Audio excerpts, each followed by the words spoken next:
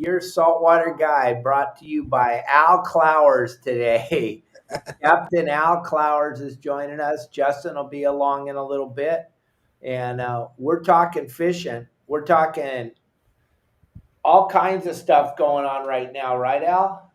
Oh yeah, It's yeah, man. From the bay to the islands to south offshore, kelp beds, everything's pretty much biting. it's pretty amazing that you just came out of this August and you had 20 something trips in August and you don't really have anything in September. Talk about that. Right? Yeah, I had 24 trips in August, and now I have the 6th and the 7th. 6th is a full day. 7th is a early AM bay trip, and then opening night of lobster, and that's all I got right now. Pretty amazing. Crazy. And if you look at my statistics online, there's big spikes. Lots of people seeing it. I've been working. Well, I haven't, but my webmaster's been working his tail off trying to get us visible. So I don't know. There's only one other charter guy that I know about, private guy that does the same thing as I do. That's pretty busy. But yeah, it's 85 degrees, 90% humidity, and pretty flat seas. I was down at the bay this morning doing boat work, and it was sheet glass in the bay. But I mean, in those 24 trips, I fished for everything, Dave. That's one thing about me, man. One day I'm fishing bonefish in Corvina. The next day I'm at the islands. The next day I'm down south offshore. The next day I got a big tank of anchovy or small sardines, and I'm fishing the kelp. We did it all last month. It's pretty cool. That is for sure. The amount of different types of fish that you do is absolutely amazing to me. And you do it with such phenomenal skill, and the rods and the reels that you have. And the thing about him is you go on Al's boat and you're going to be able to touch spinning rods, spinning reels, conventional rods, trolling rods, everything that you can imagine he's got for you on the boat. And it's all brought to you by Okuma. 99.9% of the stuff on Al's boat is brought to you by Okuma. And Okuma is our huge sponsor for Wednesdays. And let's just talk about all the different rods and reels you have for all the different type of fishing. Well, starting up with the big stuff, I have a Kuma bent butt 4x4 with an 80 wide on it for the yummy. Pretty much that's a yummy rod. And then I have 650s, and they're all on 4x4s from a dead flying setup, rigged up, ready to go, to the California Flyer, both types of California Flyer. The one that looks really, really, really, really real that you fly back, under the kite. And then I have the other one, the floater with the wings that are cocked back. That it doesn't have a life jacket on it, but it's buoyant, so you can slow troll it through the foamers. 50 wides on the trolling rods. I bought 180 wide, 650s, 630s, 620s, and then 616s, and then a bunch of Tosoros and stuff. So going down from the 4x4 50 wides, when I was doing overnights and day and a halves, I'd have big jigs on, the 20 wides and the 16s. The 30s were kind of the in between, You can use them for the yummy as well, or the big bluefin. But I like to have a little bit extra line, especially when you're flying the kite a gazillion yards away from the boat. But that was the original plan when I was doing the day and a halves and overnights, and was able to get to those bluefin up north. You walk on my boat and there'd be 6 jig rods and 6 kite rods and six of this and 6 of that. It's crazy. And then the Tosoros, I have on a Okuma 1X, and those rods I've had for 9 years, I think now, and I haven't replaced a tip or a guide on those 1Xs on all of them. But those Akuma rods are freaking bomb proof, and I'm talking from experience on my own boat. When we're working 24 to 30 days a week, a month, we come in. I'm very anal about keeping the rods clean, but they get hosed down, a little bit of dried off, not much. They get put away and they get put back out on the deck at 4 o'clock in the morning the next day. So they're workhorses. I don't know if I have one of those 1Xs right here, but no, they're on the boat. Yeah, wait a minute. I think I have one right here.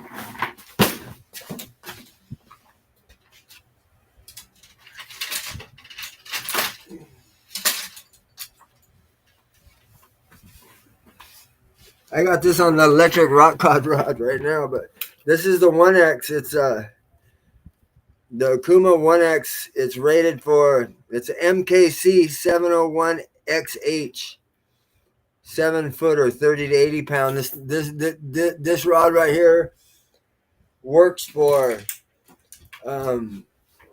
yellowtail and tuna up to 60, 70 pounds is pretty much the area that I have, and then I have some 2Xs from there on up. But Okuma rods, the guides are awesome. The rods are, I mean, you can just beat them to death and they just hold up. Some of the rod manufacturers out there, the inserts of the eyes come out. These all have really good, I believe they're Fuji guides. There's a 4X right here. It's got Alps Reel Seat. This is the PCH brand right here, but some of them are before the PCH. I think these are all PCHs in the garage. But this is a PCH C74 Triple X. It's a 741 Triple XH. 7.4, 80 to 130. This thing will kill whatever you throw at it. And these guides, I believe, are the Alps guides. And these things, you can beat these things against the boat, in the garage, the car, because I transport them all the time, and I never have a problem. And I'm telling the truth. I'm not just blowing smoke. So yeah, the boat's dialed in with the Kuma stuff. That's for sure. Even some of the spinning rods and reels and stuff. I need to get some more Okuma spinning reels and rods. I went through a bunch of them. Those bay rods get beat up by the kids too. So the reels, I need to upgrade some. But yeah, the boat's outfitted with, I don't know, the bill was up there, 40 grand or something like that. But yeah. That's that boat. Then the Stringari. Well, I used to have 3 boats, so I had that stuff in every boat. That's why I have so much in the garage, because I sold one of the boats and downsized. But I had 2 boats going offshore every day that were fully loaded. So one of the boats came home in the garage. So I have a little bit of overload. And the grandkids are waiting for me to pass away so they can get it. Yeah, they are. I put them in the living trust. All the fishing gear goes to the grandkids if there's any left by the time I'm gone, But yeah, Akuma's top notch. Not only that, all the other stuff, all that freshwater stuff. On the freshwater side, they make some really killer stuff for all that stuff, Absolutely. And the thing about it is, there is so much stuff that you already have that people can come and use when they go fishing with you, which Right. is absolutely phenomenal, because they don't have to go and check out the products and see how they are, because you and Justin, who just joined us, both have so much Akuma products on the boat that you can check out the Akuma products and try it out yourselves. And the thing about you, Al, is you're fishing inside the bay, you're fishing outside the bay, you're fishing all over the place, which Justin doesn't really get to do so much of the inside the bay stuff because he doesn't have that opportunity. But as far as you go, fishing that Corvina and fishing that spotted bay bass and stuff, me and Jason Cutter, we had a time of our lives fishing with that little Okuma reels and the custom made rods. We were just having a ball catching that little stuff. Right. Yeah. I mean, they're tools. Fishing rods are tools. People freak out when they come in my garage, but just imagine one day you're fishing big bluefin offshore. Okay. You got to have all that stuff. Next day, you're going to be fishing bonefish and bass in San Diego Bay. Well, you got to have that handful of rods, you know? Some of the bay stuff works good in the kelp. Some of the smaller tuna stuff, the 20-pound rods, work good in the kelp, depending on how big the calicos are. But I'm real anal about matching the rod with the conditions and the stuff that we're doing, you know. And coming from a lake kind of a background way back in the day, if you jumped in my Ranger, almost every bait in the boat has a rod attached, a certain action rod. For like a topwater bait, you need a fast tip. You know, a jig rod, you need a little bit longer rod with more of a medium heavy. You know, jerkbait rod, you need a shorter rod with a fast tip. You know, buzzbait rod, you need a rod with straight braid for your buzzbait. I mean, it goes on and on. Drop shot rod, you need a spinning rod with braid with a little top shot on it. So yeah, I'm no stranger to matching rods and reels to the application of what we're doing. You know, I could talk for hours about that stuff, but I'm not a Rick Maxim where I can mention every rod name and every reel name and all that stuff, but I have it. You know. Well, what do you think, Justin? As far as rods and reels go, you're pretty much taken care of too, as far as the Okuma rods go, right?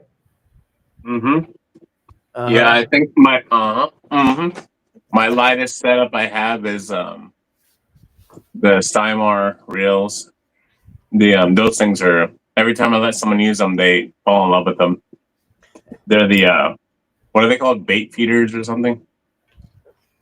Yeah, it has a little knob. It has a little thing in the back where you push it on, the fish can take it.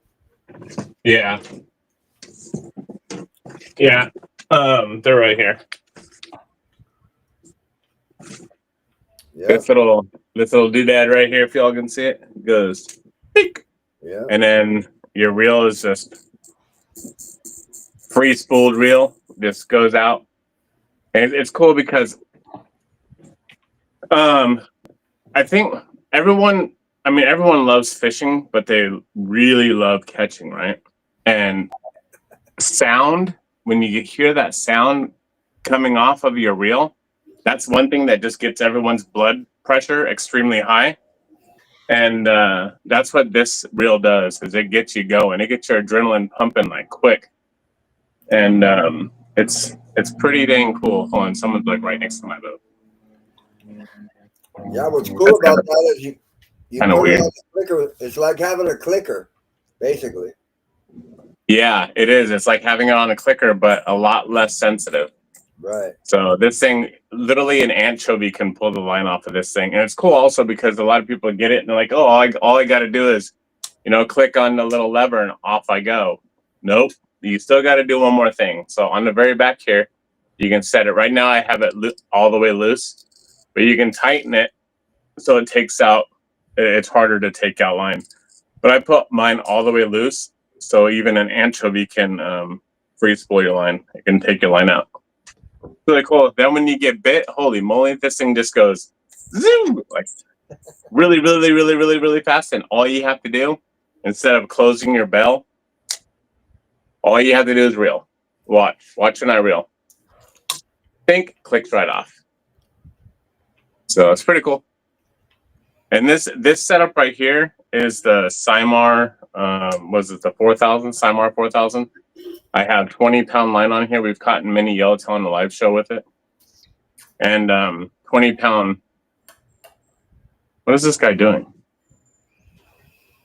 No idea. 20 pounds. Kind of weird.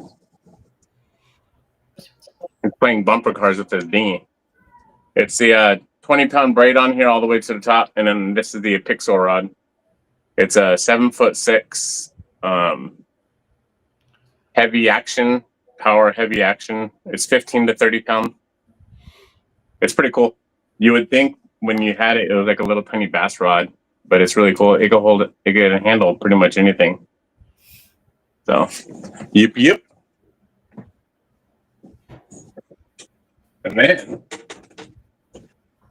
And then we have these.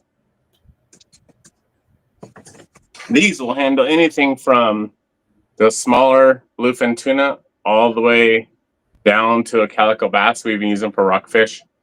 This is the Cortez 5 right here. Pretty cool. I have 40-pound braid filled all the way up to the top. We also catch thresher sharks with this. It's on a PCH custom rod. Let's see if you can see that. And this is the 7-foot medium action 12 to 25 pound. That's another must-have. You know, one thing that's cool about the spinning rods that I run into a lot, especially in the bay, is certain people. I hold a spinning rod with my right hand and I reel with my left, reel down. Oh, yeah. You get these people, if that's backwards for them, I look down there and the reel's facing up and they're reeling with their right hand. So the cool thing about the spinning reels is you can just unscrew the handle and stick it on whatever side they want it on real quick, you know? Yeah. Yeah, and I'm going to show everyone, I'm going to cover the name. I'm going to show everyone a demo reel.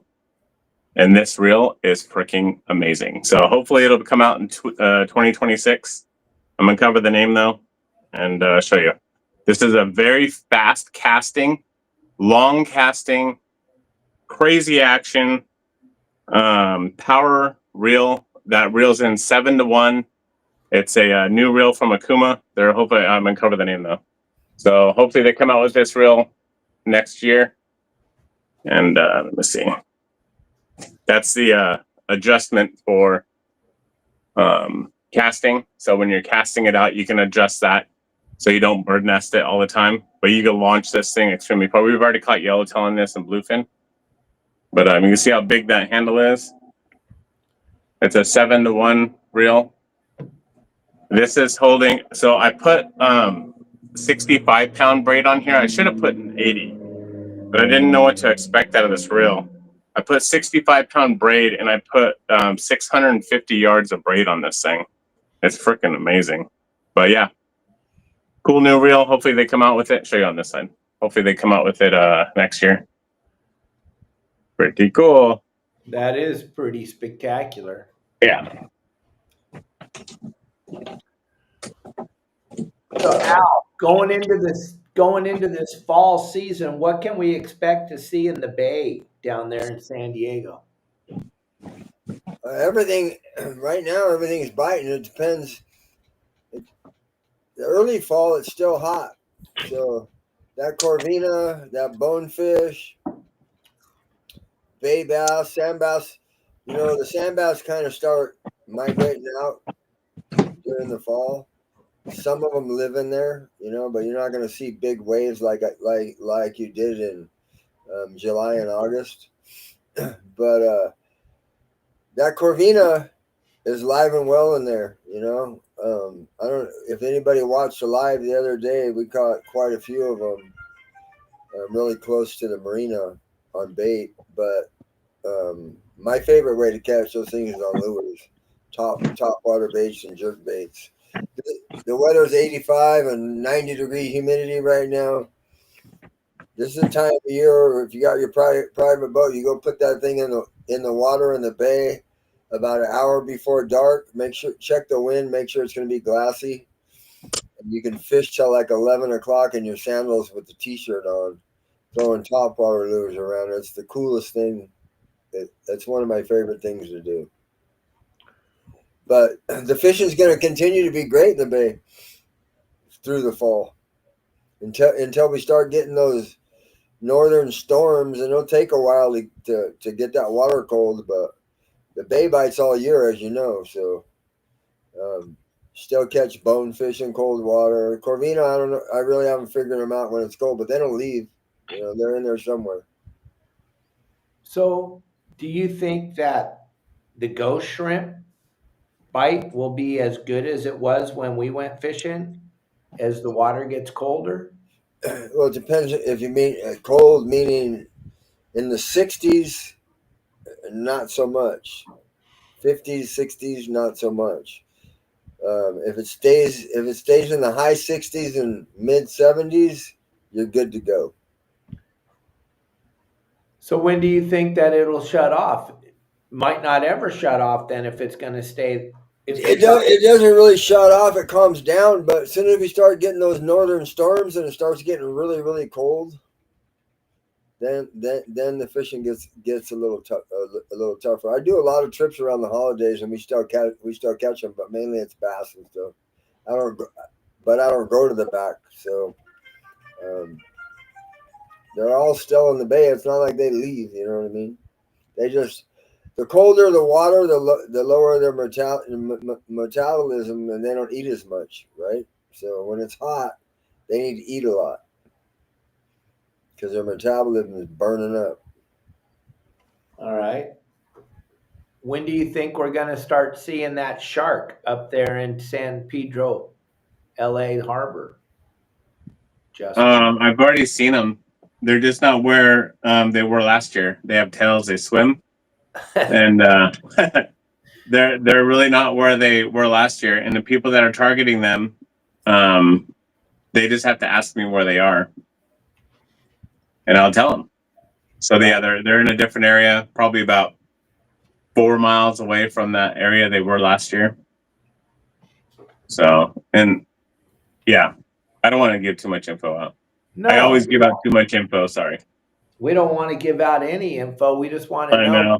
can we start targeting them now? Is it time? This is the time Yeah. of the year? Yeah. So I target them all year long. All year we target them. You just got to know where they are and what they target and what to look for and how to find them. And it's like anything else, though. It's just like anything. Like when Al goes into the bay and he goes for the bonefish. If you were to ask me, hey, can you guide me on my boat to go for bonefish? I'm going to be like, dude, I have no clue what you're even talking about. So you're going to have to talk to Al because I've never done it and I have no clue where to go. But I could drive you into the back bay and we can try to act like we know what we're doing, but we're not going to catch anything. So it's just like any fish. Like if you want to go target bluefin, yellowtail, marlin, sand bass, calico bass, you have to know what to look for, the conditions, and so on and so on. So same thing with the rest of shark. Same exact thing. If you don't know what you're looking for, all you're going to do is be relying on where you went the year before or where you went the year before that. Yeah, conditions are the first thing you look at, right? Yeah. Yep. Conditions, and then you got to learn what they prey on, and then learn how to find that prey. So, or not that prey, but you get to learn how to find that certain fish that they're eating, and then certain telltale signs of where they are. So, yeah, and a lot of time it's watercolor as well. They like certain watercolor. So Lisa has a question. Al, do the ghost shrimp bite you when you're catching them? If you let them, they'll bite you and they'll cut you a little bit. Those little ones that we're catching, they can't do anything to our thick skin, but the medium-sized ones and big ones, the end of their little claw is sharp. So I always grab them I go, say this is the ghost shrimp right here. The front of it's my end of my finger. I grab them just like this, and I keep their claws going forward right here, just kind of like a crawdad. If you were gonna go catch a crawdad, pick a crawdad up right behind the front claws. But yeah, they will cut you if you're not careful. And it's a pain putting them on the hook sometimes too. But you just got to kind of corral up the claws so they can't pinch you when you grab them. And a lot of times the pincher will fall off. Right. when you're messing with them. Okay, Matt Ryan wants to know when's the last time I ate a calico bass. Well, it has to be 5-6 years ago because I haven't been up in Southern California to make calico bass tacos. But before that, it was like almost every single night Kelly and I were eating calico bass tacos. But we don't have those fish down here in Cabo, so we don't have to worry about catching calico bass here. But I miss it more than anything. We were talking about it last night, me and Kelly. I miss being in the harbor in Dana Point Harbor. I miss all that, the wild and sack, the running the boat, the feeling like the king of Dana Point Harbor. It was a pretty good feeling for 9 years there in Dana Point. It was pretty spectacular going fishing whenever the bosses weren't in town, going out on my skiff and fishing for a few hours in the afternoon or a few hours in the evening, catching calico bass and taking them home every night and eating them for dinner. It was living large and in charge. I mean, Justin has the same type of deal in Newport Harbor. He could be out there fishing as soon as Matt gets the dinghy and everything, and Justin's in charge of the dinghy. Then I'll come up to Newport. I forgot to tell you, Dave, next week. Yeah. Yeah, brand new one. All right. Yeah, I heard Matt tell me he was looking around at dinghies in what do you call it? At oh my God, what was the name of the? He's having a custom built one. It'll be here next week. I think it's next week. Yeah, next week. Yeah. Pretty cool. It's a big one It's too. a big one. It's It's got a bait tank. It's all styling, huh? I know. Rod holders, everything. Oh yeah, it's gonna be good. It's gonna be spectacular. Tina Hook's on John Stanley's Ghost Shrimp. John Stanley did something really spectacular this weekend, Captain Allen, Captain Justin. John went out fishing, didn't have the bait he wanted, only had giant sardines, took it and caught a little baby yellowtail. Oh, I've seen that. Well, that's cool. Fishing with that big giant sardine. He had to fish every cast. I mean, he used the small bait. Did it make him feel like a big boy? Yeah, no, I'm just kidding, John Stanley. The guy that was fishing with him felt like a big boy. You said the chum tube had a lot to do with it, huh? Oh, everything to do with it. He had put the chum in that chum tube, was working it, and they had about 5 or 6 of those big sardines, and it was incredible that he was able to put that day together. And he parked at his favorite spot there at La Jolla where he always fishes, and there was a million boats out there, and there was no boats fishing by him because everybody as you know, doesn't have a game plan. And then they go out and they go fish for boats, and then they see John catching, and they park all around him and drift down the sides of him, but he just stayed with it and was catching fish wide open. That's freaking cool. John and Tina, they're some cool freaking people. They always catch fish though. Literally always catch fish. Yeah, it's as soon as they bought into the chum though, as soon as they bought into the whole deal with the chumming and the parking on the spot and understanding that it's not all about offshore fish. It's about fish. It's about fish. It's about fishing. It's about fishing. No, Lisa, Matt didn't have a dinghy before. So not Anthony. Anthony has a dinghy. I think you're thinking about Anthony. So Matt, the Viking, he didn't have a dinghy. He just bought a new one. But, oh, there you go. Al has a question. Al? Do you see it? Dan Smith? Yeah. Yeah, we do. I've caught about 20 of them over the years. One trip we caught 3. Those things are gnarly. We caught them on the gulp. Oh, yeah? Right. One day we caught 3 right there off Shelter Island Pier on that sandbar spot. Excuse me, I got the hiccups. But yeah, manna shrimp. Those things, you gotta be careful. You gotta be careful with those things. I just throw. They only hurt. They only hurt if you have have pain receptors that make it hurt. They just make you bleed for an hour. You're good. You'll get over it. Hurt if you let them hurt you. Yeah, exactly. So I'm going to show another rod and reel that we use on my boat. This one's already set up, and you can tell it's been used and abused. And this is one of my bluefin setups right here. You can see that right there has been beat up. But this is the McCarty 30. Everyone, it's the reel I swear about. It's filled with 1,000 yards of 150-pound Power Pro McCarty 30. And this is my exact setup. So everyone sees my exact setup on my boat. Here you go. And if you haven't been with me, now you're going to see it. This is what I use right there. See, it's tied with I don't know if y'all can see. There it is. San Diego Jam knot. What size is that? 200 or 160? I'm not going to say right now. I'll tell you later. Yeah. Could be a bigger one than that. Marley. So, but yeah. That is my McCarty. And then the other thing. And the other thing. PCH rod. What is that? The PCH rod. Yeah. This is I like to make sure that it has a lot of bend whenever I catch a fish. I don't fish with a broomstick. So the action on here, well, the poundage that it is 60 to 100. You can see it on the back right here.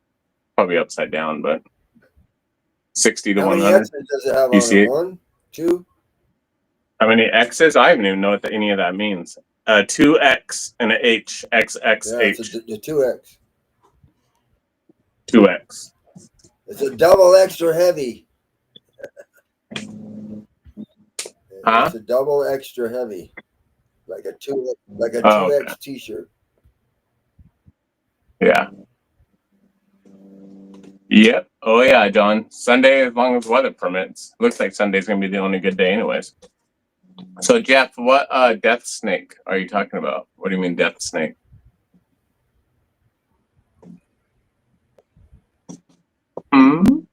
Not sure what that means. Death snake. The snake that you got bit by, but you got a dry bite. Oh, the Macrobipera mortanica? I think so. Whatever that is. No, what? Oh my God. Yeah, that one. Okay. So the story about the death snake. Now we're going to talk about snakes. Okay, so I lived somewhere. I had this snake, and I wasn't supposed to have this snake. Okay. And I had it anyways. And it's called a Macrobipera mortanica. If you want to look it up, you'll see what I mean. Microbipera mortanica. Okay. And it was in a big cage, big cage. And it was about maybe a 3.5 foot long snake. And only 3 people in the world have ever been bitten by them. Because there's not a lot of them. I mean, there's some, but there's not a lot. Well, I don't have it anymore, by the way. I've gotten rid of all that stuff. I don't have anything venomous. One person that got bit died, and then 2 of the other people lost limbs. So it has a anticoagulant type of chemotoxin venom, and when it bites you, it thins your blood out so much that you bleed out of every orifice in your body, and it's a pretty bad snake to get bit by. So I had this snake. I had 2 of them in a cage, and one of them was in the one cage, one of them was in the other. And I was feeding it rats, and I threw the rat inside and the snake like struck at it, and then it was sitting there next to that rat. So on the completely opposite side of the cage, which is like 4 feet away, I closed the cage and I had a lock, and I went to put the lock on it. Or I went to grab the lock, which is on top of the screen, and I grabbed that lock. And as soon as I did that, that snake, faster than you can blink, swung backwards and nailed me right in my finger. And I thought I was gonna die. Like I was like, oh damn, that sucks. I'm gonna die. Darn. So I didn't know what to do, and I knew not to freak out. So because once you start freaking out, your blood starts, or your heart starts going a million miles an hour, and you start pumping blood everywhere. And I knew that this snake would bleed me out. So I did is I squeezed my finger, and if you squeeze your finger so tight, it gets all red, right? So it cuts off the blood circulation. So my thought was, and it doesn't work supposedly, is if I squeeze my finger hard enough, I can stop my blood circulation to my finger, and I'll cut my finger off, and I'll be fine. So I put that in my head, but at the same time, I started sucking all the blood out of my finger until my finger, instead of being red, it turned white. My finger just turned white. So I sucked all the blood out, I spit out, sucked all the blood out. And I called my friends over in Florida, and they do all the anti-venom, even though everyone says, oh, my buddies used to milk snakes and do it for anti-venom. No, you didn't. They're all liars. Only 2 people in the whole United States do it, and I know both of them. And none of them live here in California. They're all in Florida. And then the actual place that makes the anti-venom is in Ohio. So I called them, and I said, hey, I just got bit by a Mortanica. And George, my buddy, was like, a what? I'm a Mortanica. He's like, no, you didn't. I said, yes, I did. He's all, how do you feel? I'm all, I feel fine. My finger hurts though. Maybe because I've been squeezing it so hard and I sucked all the blood out of it. And he's like, what? And I'm like, yeah, I did that. And he's like, oh, okay. Well, we gotta get you anti-venom right away, like immediately. So he called around, and Columbus, Ohio Zoo had some like 2 vials of Mortanica or Microvipera serum. It's called something really freaking weird. So they had the anti-venom 2 vials of it, and then San Diego Zoo had like 7 or 8 vials of Vipera serum. And he called San Diego Zoo, and he got the anti-venom on a helicopter for me. And before the helicopter took off, it's already been like 45 minutes. And my buddy George was telling me, hey, how do you feel? I said, I feel fine. He's like, are you bleeding anywhere? I said, no, I'm not even bleeding through my finger anymore. I already sucked all the blood out. He's like, what?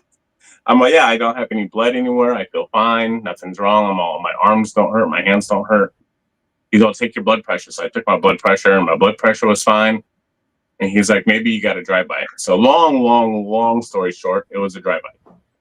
So a dry bite means no venom was injected into me. So I got lucky. There's a story about that. I got a million other stories too, though. But yeah, that's one. Got lucky. It's a fishing show, not a snake show. It's better to be lucky than good. Yeah. I got all kinds of crazy stories about snakes. Yeah. So what is everybody else doing that's watching? Where they been fishing? Why doesn't John Stanley come on here real quick and tell us about how good it was this weekend? He's probably operating a boom truck right now. Yeah, probably. Working for a living. Imagine that. Yeah. Yeah, them great. Okay, while you're doing that, I'll tell you another story. So not everyone is another reptile story. Not everyone has done everything perfect their whole lives, right? So I back when I was younger, much younger, my early 20s, I used to go and catch Gila monsters, which is illegal. It's highly illegal, by the way. You're not allowed to touch them, but I would love to hold them, and oh yeah, look what I caught, blah blah blah. So I caught this one freaking Gila monster, and I was holding it, and I wanted my little brother at the time to take a picture of me with it, which is the stupidest thing you could ever do. So as I did that, I was kind of in this tight crawl space over in Arizona. And I was coming out of this crawl space, and there's a bunch of like dead creosote bushes. If you know the creosote bushes, you understand what I'm talking about. So there's dead creosote bush. I'm crawling out from underneath it, and I'm getting all scratched up.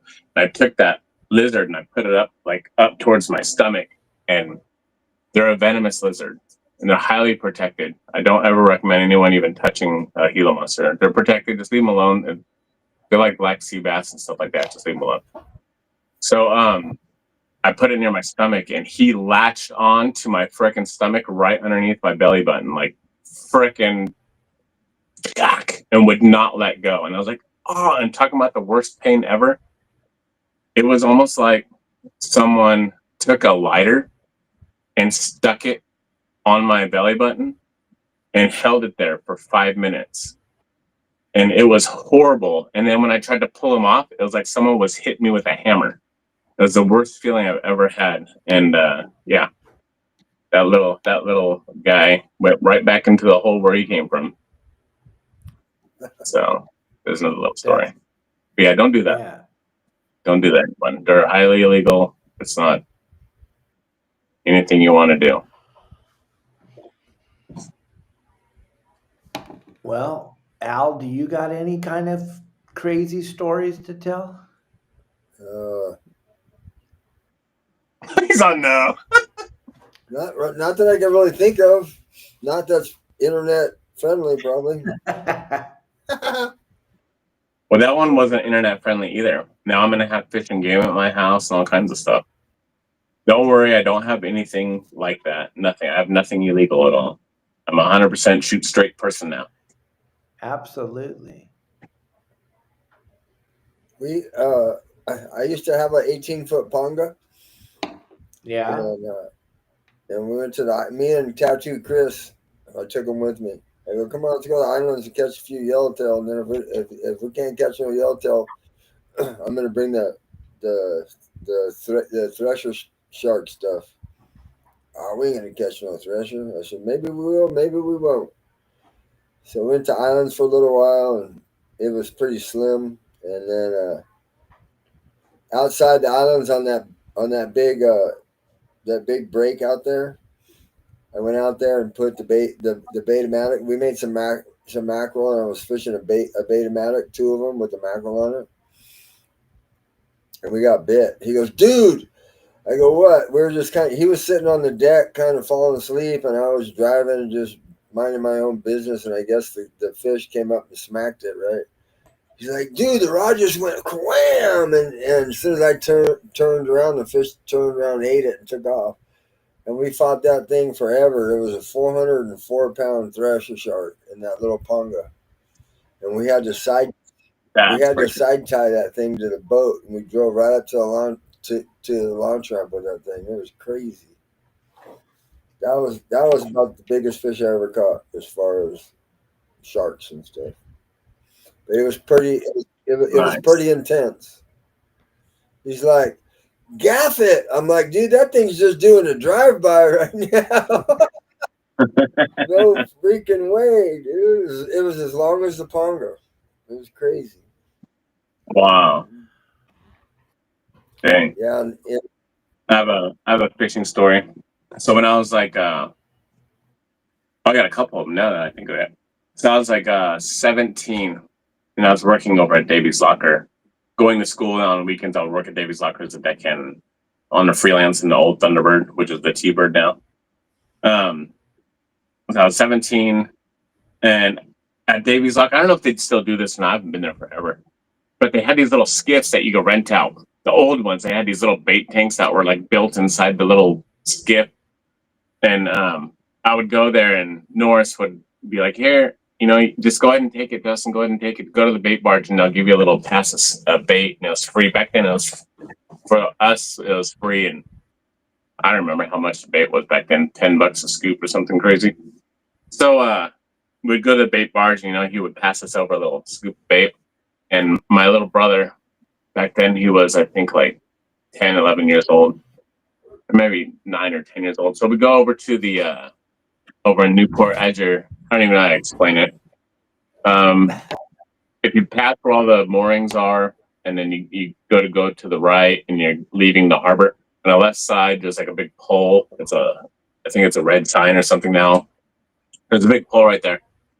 So I knew that there's fish there because we'd always go there and we'd catch barracuda, so on and so on. So we were using sardine, and we were anchored with sardine or anchovy. I don't know. We used some kind of fin bait. It was a long time ago. So we're anchored right there on this little tiny skiff, and you're not allowed to anchor in the harbor unless you're right outside the little channel lines. And all of a sudden, my little brother, his pole, we just left the poles laying on the side of the boat, right? His pole goes charging across the boat towards him, and he grabs onto it. And he's fighting this thing and fighting this thing. Man, we were using like 8-pound line or 10-pound line, something super light. He was fighting this thing. It ran around the pole. We had to pour a little anchor up. We'll go around the pole a couple of times because this fish kept going around it. And then it'd go out this way, and we'd kind of follow it with the boat. We had a couple of people watching us, and he brings this thing up. We weighed it later on. It was a 48-pound white sea bass. It was freaking crazy. The craziest thing ever. And we didn't have a gaff. We didn't have a net. We didn't have anything. So what I did is the worst thing you can ever do is I shoved my hand down his throat into his gill and bring him up on board. So anyone that's ever touched a white sea bass's mouth or their gills knows automatically what's going to happen. You're going to get tore the heck up. So I put my hand inside, grabbed his gill, and threw him up onto the boat. And my little brother was helping me. He was pulling it up there. I was like, oh, this is cool. And what that fish do? It beat the holy crap out of us. Bam, bam, bam, bam. And we're holding onto this thing, just bam, bam, bam. And we drive back over to Davy's Locker. And there was this lady over there that was always at the dock. For those of you that have been to Davy's Locker way back when, there's a lady named Flo. She would sit at the dock, and any extra fish you'd give to her, you know, she kind of cleans up the area and watch overs the whole thing. Flo helps us dock the boat and comes over to us and goes, oh my gosh, where'd you get that from? And I'm like, oh, we're at the piling over there. And she's like, oh my gosh, that's the biggest white sea bass I've ever seen. And then one of the I think it was the Western Pride, pulls up, and the guy, I think it was Kenny or someone else running that one too. He gets out and he comes over to me. He's like, where the heck did you get that, Justin? I'm all over there. It was on a sardine or anchovy we were using. He's like, holy cow. It was pretty cool. It was a really cool experience. Big old huge white sea bass on like 8 or 10-pound line. And yeah, that was pretty cool. Absolutely. Cool. Spectacular. That's a long time. That was a long time ago. Well, oh, there's another story. So there's a pier that you can go onto over in Newport. So it's down further from, like, if you're at Davy's Lock, and then you go to, what's that next landing called right there? Our Newport Landing. Yeah, Newport Landing. So if you go down the walkway towards there, they have like the little Ferris wheel thing just past there, right next to it. If you keep going down the boardwalk right there on the right side, there's a public pier. I used to fish that pier all the time. We used to catch halibut over there using frozen anchovies, just cut the head off and throw it out there, and way out there over near the moorings. So we caught a stingray one time on that pier. My little brother was with me, and I get the stingray and we put it up on the deck, and he's like, oh, I'll get it. I said, no, let me get it. So what does he do? He steps on it. Jesus. The stinger goes right through his foot. Bam! He jumps in the air, falls off, falls into the water. He's sitting there crying. I couldn't stop laughing because the whole thing was so funny. It was just freaking hilarious. I get him back over onto the dock. I'm like, oh, and he's bleeding out all over on his foot, you know. And I go to grab the thing with pliers, and I rip it. I don't know what to do. I'm young too. I'm like, oh yeah, I'll get it out for you. Grab pliers, and I rip it. Oh man, that was a bad idea because it just breaks the stinger. Oh my God. So we had to take him over to the hospital, and they had to cut it open and pull it out. He was in so much pain. Poor kid. Oh, yeah. So funny though. So now we're on to stories. Hold on, you got time for another story? Go ahead. So I used to fish Huntington Pier a lot also, way back when, and my ex-girlfriend's dad was over there, and he was, you know, one of those guys, oh, I know everything type of thing, that never caught fish. I know everything, but I don't know how to catch fish. So we're over there fishing. We like to go for thresher sharks and halibut. We used to catch a whole bunch of them. I haven't been there forever, but he would always cast over his shoulder, boom, and never look, ever. boom, and just launch hooks, big old huge giant like 4/0 hooks, 3/0 hooks, just launch them out there, big old huge weights. So my little brother, again, my little brother's just a prone accident person. So he's walking by behind him. The guy's name was Joe. And Joe goes to cast. He's using like a 6-ounce weight and this big old huge like 3 or 4/0 freaking hook. Doesn't look behind him. Boom! That hook grabs my little brother's ear and rips it wide open, right in half. And my brother grabs his ear and he stares at me with like a dumbfounded face. And all I can see is blood just coming down his arm. And I'm like, oh, dude, are you okay? He's all, yeah, am I bleeding? I said, oh, no, you're okay, you're okay. And he goes like this and looks at his hand and says, oh my God, I'm bleeding. I'm like, you're okay. And I look at his ear and I'm like, oh crap, he's not okay. What are we gonna do? His ear was split in half, just like flopping around. It's so crazy. I don't know. That's some crazy stories. Now I think I can come up with all different kinds of stories from way back when. Oh, absolutely. But yeah. We could come up with millions and millions of stories. Yeah. It's Too pretty funny. amazing. Captain Al, what do you got going on this weekend?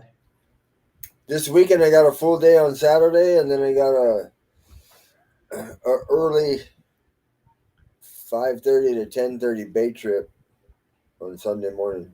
That's all. What do you have going on this weekend, Justin? Nothing. Well, you have a trip with the group on Sunday, right? Yeah, as long as weather permits. Yeah. So I had a trip on today, but that's not happening. I had a trip on Friday, and that's not happening. Windy up there. Huh? I had a trip on Saturday. That's not happening. And Sunday, we should be going to Catalina. And what's up? The wind's blowing up there? Oh yeah, big time. That's the only bad thing. That's the only bad drawback about up there. It's way windier up there than it is down here most of the time. Yeah, it's blowing, and we got a big swell up here too. We have a 5 to 6 foot swell at 8 seconds. So 18 to 20 mile an hour winds with a 5 foot swell at 8 seconds is pretty fun. Just get some of those. What do they call those boards with the big long shaft on the bottom that they ride the wave? Get them on a couple of those things, boy, on the way out. Yeah. So is it blowing every single day? All over as far as wind goes? I have a look down here. It's pretty good. Huh?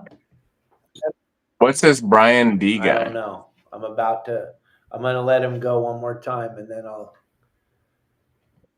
I think he's one of those LGBTQ guys from Long Beach. Oh, okay.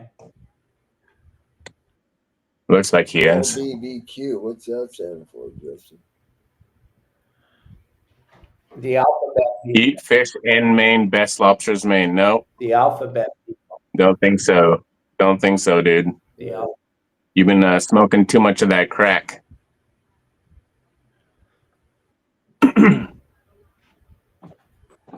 So.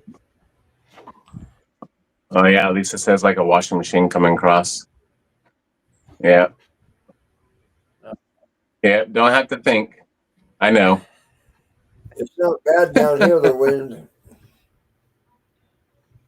See what it says offshore. What's that? Yeah.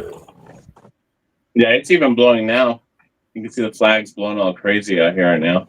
Well, we got a big storm coming through here today, and last night it started raining about midnight. It's rained all day till probably about a half an hour ago. It stopped raining, then it's going to start raining again.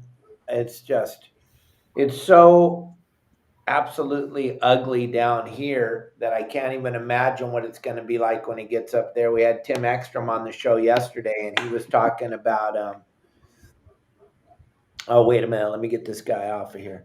He was talking about how it was going to touch him if he didn't get out of there by noon today. So he's out of there now and he's on his way up the line. But before that, it was just absolutely incredible the amount of water that got dumped on us. And if you look at a satellite picture of what's going on down here, we don't have any relief until Friday either. And then it's going to finally back up Wow. on Saturday and Sunday, but it's pretty much not so much the wind, but the amount of rain is just absolutely incredible. And you can't even handle a tiny bit of rain down here anymore because of the fact that they've built everywhere here in Cabo San Lucas. So just a little bit of rain makes a flood.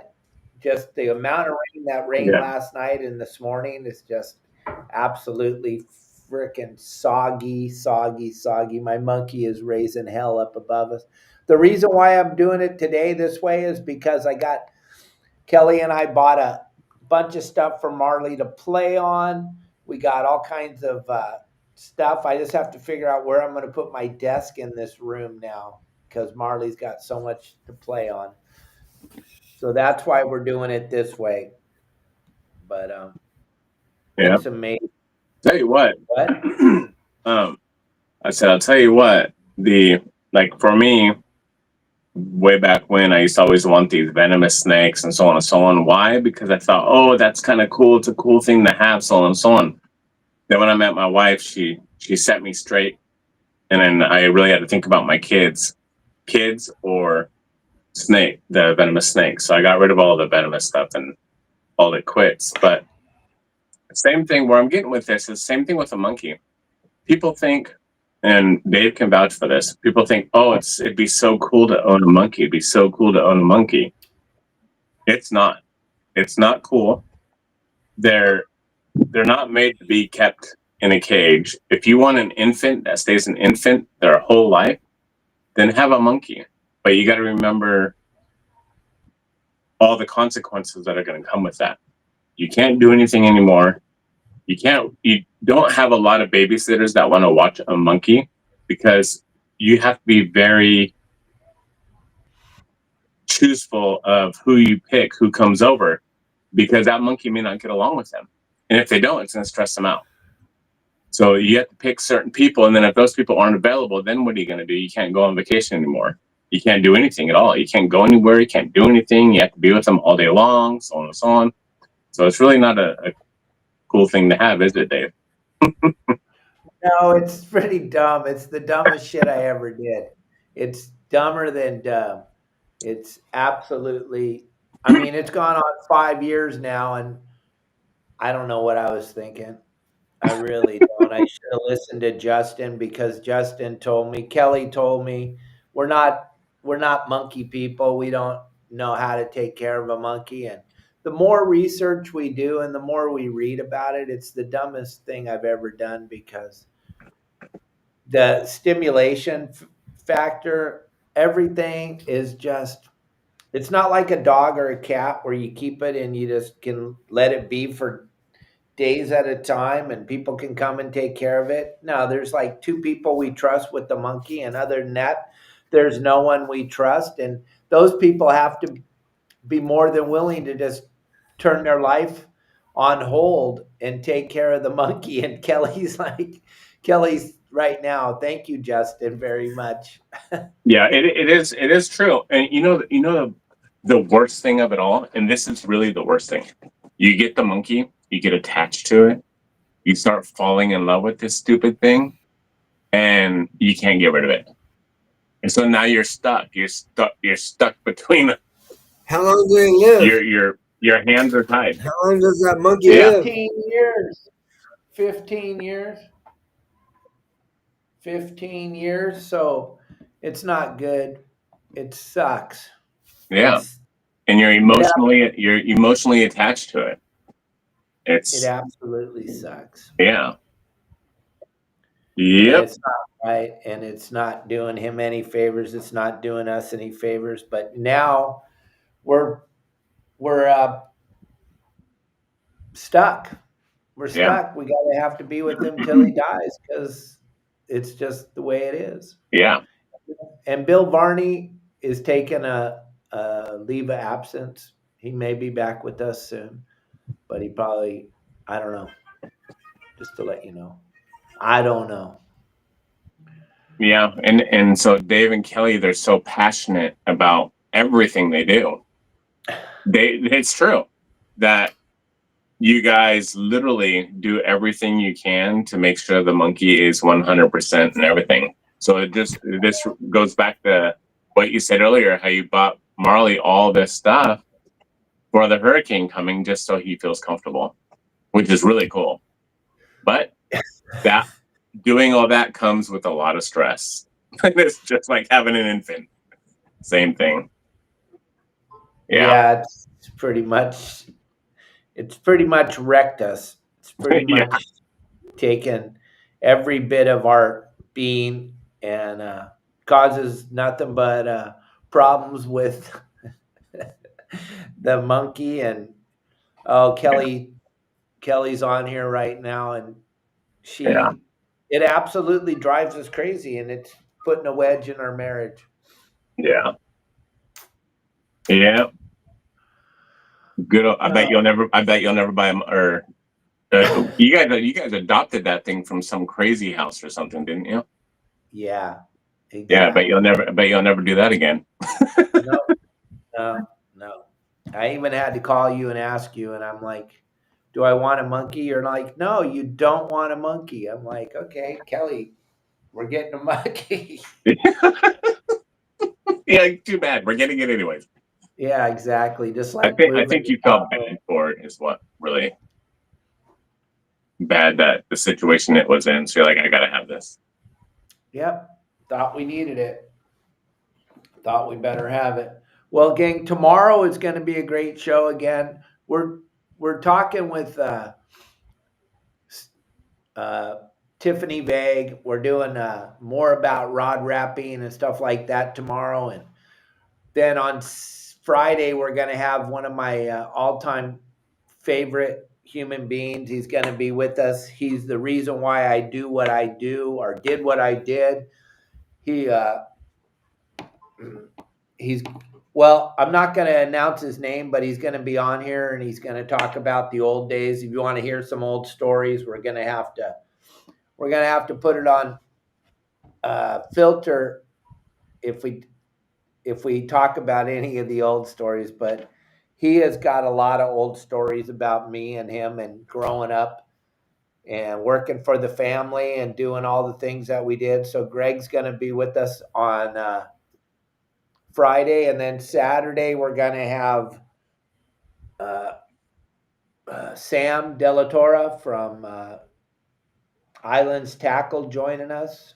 So we got a good week of shows. Cool. But as far as live fishing goes, hopefully we can go live with Al on Saturday. But other than that, we're not getting any live shows in this week because of the fact that it's just too rough and too cold and too windy, or not too cold, too windy. Not down here. It's not. I just looked. It's good. We're good to go down here. All right. Well, then somebody charter Al's boat the next 2 days so we can get out there and go fishing. Right. Another thing I want to let everyone know is September 14th, Bass Pro Shop in Irvine. Make sure you go. Come and see us between 12 p.m. and 2 p.m. We're doing a seminar. It's going to be all about lobster and all about fall fishing. So make sure you go. There's going to be some really cool prizes, giveaways, and so on and so on there. And maybe some good deals on group net stuff. So make sure you come and see us. It'll be a lot of fun. Yeah, Justin and I, and then I don't know, me and Justin speaking, and I heard Pablo's might be there too. I don't know, but is Al coming? I'm planning on it right now, yeah. Unless he gets a charter, right? All right, gang. Well, here we go. Woohoo! Anything else? Oh yeah, it's already 1 o'clock. Here we go. Will Rylan be there? Yes, he will. Rylan will be there. You got anything else? Rylan and Madden. And Amanda? Maybe my wife. Okay. And maybe my wife. Okay, gang. Anything else, No, Al? that's it. Everything's biting. If they want to Right. go on a trip, they can give me a call. It's 619-800-3474. Whatever you want to do, it's biting. And Justin wants to go fishing, but he wants the weather to be nice. We can go out in crappy weather if you all want. Yeah. We can go for a boat ride. I can show you some big waves, swells, wind. Be a lot of fun. All right. No, thank you. All right, gang. We'll see you All right. tomorrow.